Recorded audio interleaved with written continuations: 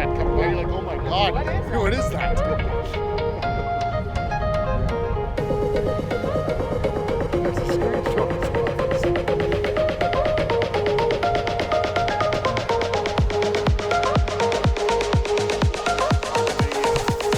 Phase development. So the first phase is all of this backcountry.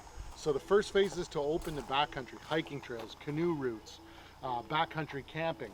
The second phase, which will be, it was actually due to COVID, we were actually supposed to break ground this spring on the campground and eco resort. So where we're standing now, there'll actually be a gatehouse that'll be here. The parking lot will be extended. This will be a full road in with a campground to the left, and then sheltered or roofed accommodations down at the lake at the end of the access trail where we're going.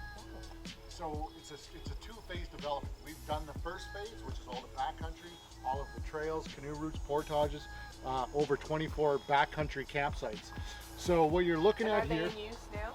Like, are people using them? Daily. We're daily. Oh, that's what you're saying. Yeah, this weekend we're full to capacity. Got it. Okay. Yeah. So a lot of our clients right this year, domestic, a lot of Toronto folks. A lot of Toronto folks. Trying to escape. Interpretive pedestal signs. Okay. So it starts this way, and it's roughly about 3 kilometers. It's a loop. We're just going to do the one linear trail for today, which is the red trail. So the green one is the day loop. The red one is the overnight loop. So we have backcountry campsites located all the way through the back, up to 29 kilometers in all. Wow. Of backcountry trail. We have 2 premium sites. We're the only, actually 3 now. We're the only park in the area that has premium campsites, which is platform camping, which is basically a deck that gets you up off of the ground. Right. Yeah. So you're going to actually see one of our new sites that we haven't even opened yet. We just finished construction. Cool. And it's our group, we call it a jump off site. It's somewhere where people can park here. Yeah. They don't have to go all the way to the backcountry. They can only, it's a short, like I think 500-600 meters up this trail. Yeah. So they don't have to, you know, they could still get kind of the backcountry experience without being in the total backcountry. So. This is amazing. Yeah, it's the only First Nation owned and operated park that's been built from the ground up in all of Canada. Okay, don't wait, we'll get in there.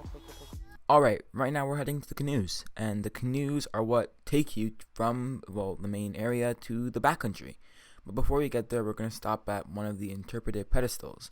And these pedestals are, as he's going to say, are in Ojibwe and English, and they help educate tourists or people that are just on a daily stroll about some history, Indigenous history, and some of the ways that they've adapted and they've learned from the surroundings that nature provides.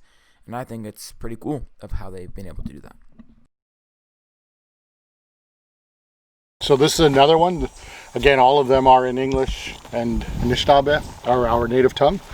Bwewiyok. So this one here is really neat, and we use it a lot to this day. So this area is known for rattlesnakes. So what we would do is we would use the bark of it to keep the rattlesnakes away. We were at Grundy the other night, and Cameron's like, I heard a rattle in the thing. Do we have rattlesnakes? And his dad, who's a nature biologist, told him, no, his dad is not. But there were none in Canada, so this is Twilight. So here we are. Here we are. Tons of rattles. Not in this part of the park, but in the southern part of the park, closer to Georgian Bay. Also, there's another use for this. We Ticonogans, we call cradle boards. Okay. So we use them for our infants, and mothers carry them in the cradle board. So the wood for that is used to make. Wait, so how does this deter the rattlesnakes? It's the oils. They're particularly, I don't know what it is there, but they'll stay away from that tree. It's interesting. You're gonna build clothing out of that. I'll make some wood armor. Yeah, it's interesting. So this is the start of where people would start canoeing to go to the backcountry. So we have canoe rentals here. They'd simply bring their gear down, jump in their canoe, and off they go on a multi-day canoe paddle all the way. A lot of people have different routes. Like some of the more popular is the Tri-Lakes, that is way in the back. And then also the really adventurous people will do the Philip Edward Island loop.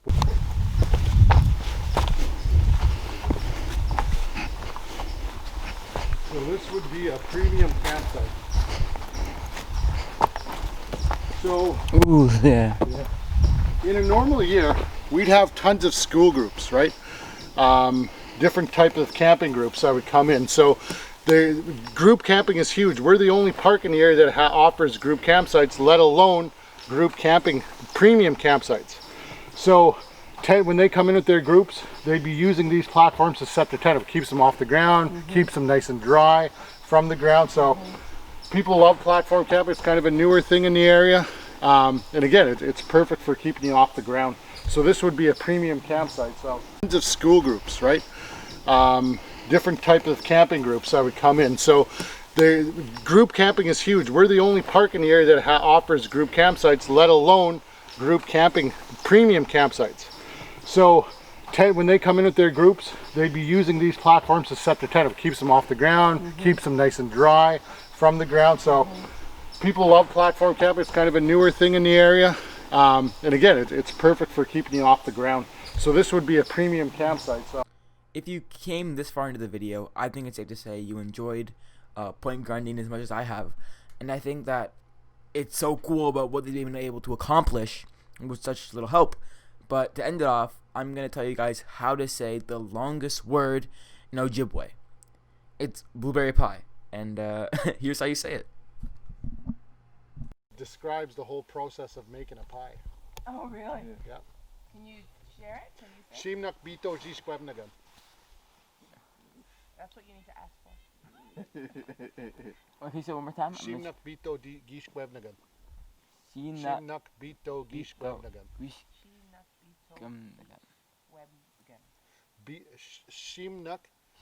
bito gishkwebnagan. I forget the middle part, and then I forget the first part. I didn't forget the last part. Shino Bito Bito gishkwebnagan. Gishkwemnagan. Shino Bito Gishkwemnagan. He's a natural. Yeah, he is. He is. And So- so it's like saying what? Like It's the Roll whole, the just the dough. whole process really? of making the pie. Everything in our language is every Makes word is sense, though. descriptive. Yeah, the story, we call it the creation story, and it's interesting to hear a knowledge keeper talk about the connection between the stars, the creation, and the words, how they're all intertwined and how they're connected. The creation story, our creation story, it's a story that's told over 7 days in ceremony. But now they do abbreviated versions of that, right? Just to we actually just finished doing an event last year called the Stars Over Killarney, where we brought in a knowledge keeper that talked about the constellations, talked about the connection to the language, and then how that connects to the creation story. right. But yeah, it's a very very long, in-depth story where you have to be in tuned, Yeah. and you're there for long periods of the day, just listening and taking it all in. You need more of that flow. I like this. Yeah. It kind of it just kind of grounds you, right? You're just Yeah. kind of slow it down, slow down from that city pace. Yeah. No cell reception out here. No internet.